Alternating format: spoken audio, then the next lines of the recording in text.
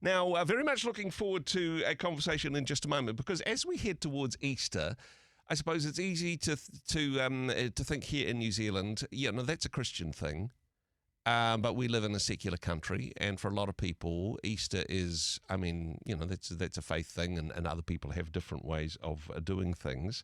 But one thing that I was very interested in is that actually faith generally, and Christianity in particular, is continuing to grow in many different parts of the world. Now, I am hoping to be able to connect with Rebecca de Jong from Laidlaw College on the program. Rebecca, you can hear me okay? Can I hear you?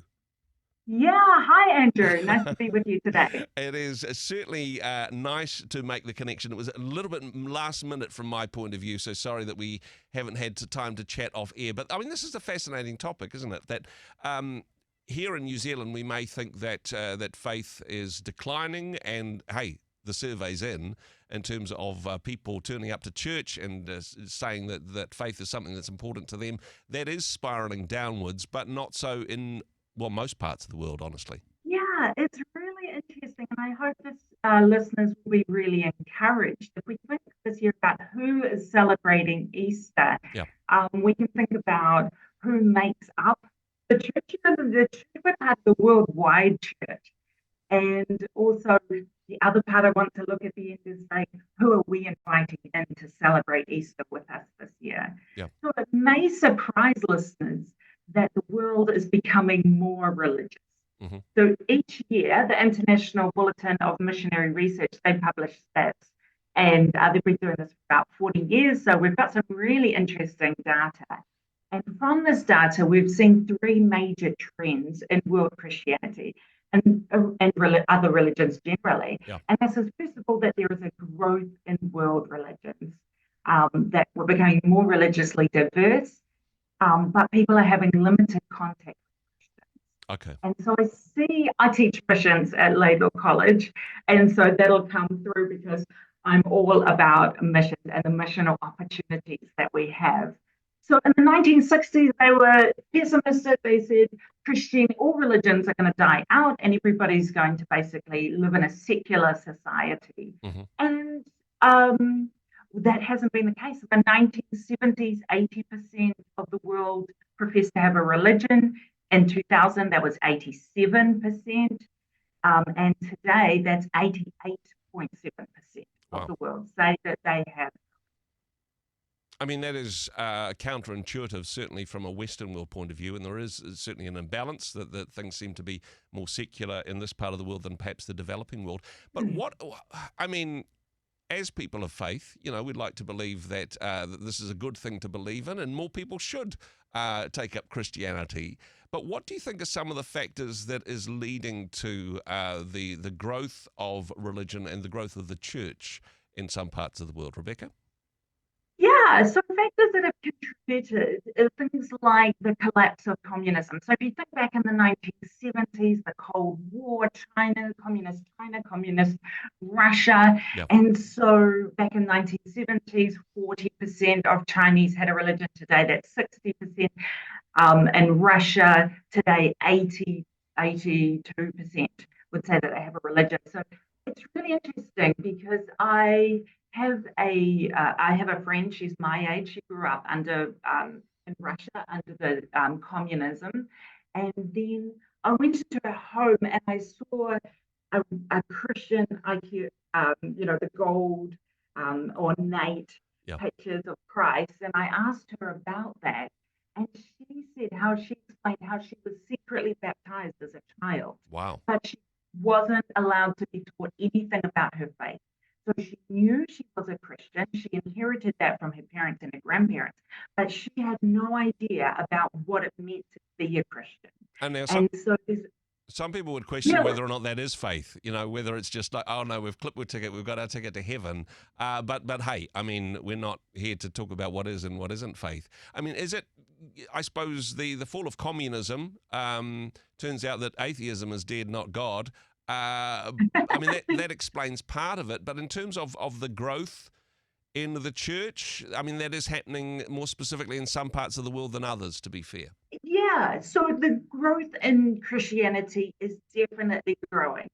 So we're seeing that the data is there to show how Christianity is growing around the world. And so, yes, you're right, atheism is dying. Albania is a good example of that. Was an atheist country. Now 96% say that they have a religion there. So Wow. I think part of it is that missions has been successful.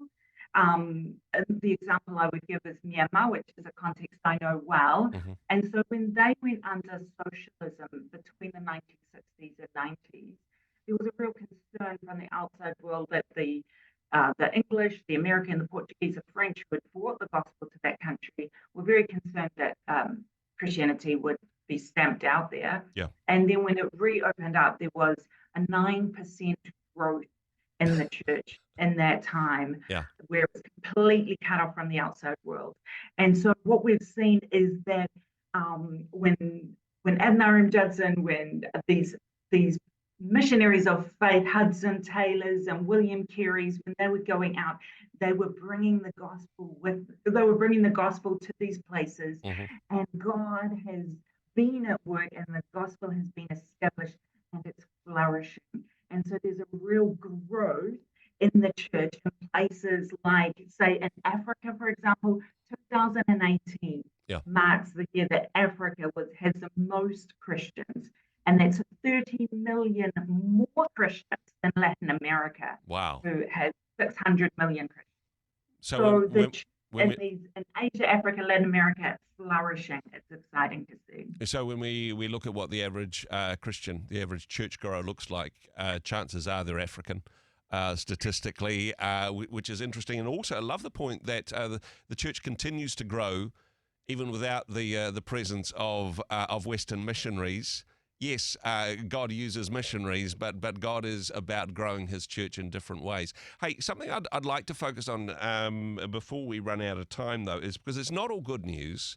One of the other statistics is that, yes, the church is growing and people are more interested in religion, but there seems to be a bit of a firewall between people who are Christian and people of other faiths. In fact, the same survey says that people who are Buddhist, who are Muslim, who are Hindu, not only do they not know the gospel, they don't even know any Christians. Yeah, it's shocking. 87% of these people, Buddhists, Hindus, Muslims, do not personally know a Christian. How are they going to learn about the saving work of Jesus Christ if they don't even have a friend who's a Christian? And so that would be what I would love listeners to hear this Easter, is that there is a need for us to be engaging in mission, whether that's going overseas or whether that's with our neighbor next door. So this is something I'd encourage you to do. But this Easter, I was thinking, be a friend, reach out. Yeah. This is we don't need to be afraid of each other. This is just genuine friendship. They will be interested. They've got a religion, you've got a religion. Yeah. Hey, this is our festival, come and join it. Invite them in for a barbecue. Yeah. Go around and visit and give them hot cross buns, maybe explain what the hot cross buns are all about. Talk to them about what we're doing here and why we have public holidays. They're keen to, just be a friend, I think, is what I would really encourage people to be. And that is one of the advantages, I suppose, because it's easier to say, oh gosh, isn't it terrible in New Zealand? It's such a secular society. However, there is more freedom for us to talk to our Muslim, our Buddhist, our Hindu neighbour than there is in some of the countries of origin of people that have brought their faith and culture with them in that regard.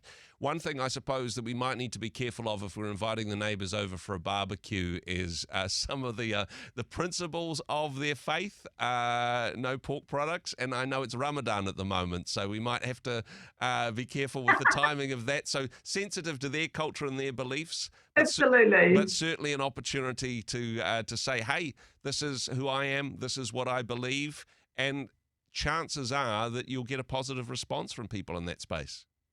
Yeah, I mean, friendship is a genuine friendship, not just like having them as a target that we want to convert them, but rather a genuine friendship and saying, we're countries being open to tell me about what are the rules about your religion at the moment. Are you allowed to come over and have a barbecue? What can I cook for you? Yeah.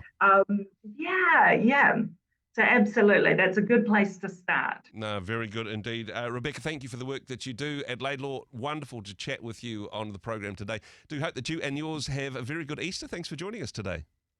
Thanks. Thank you.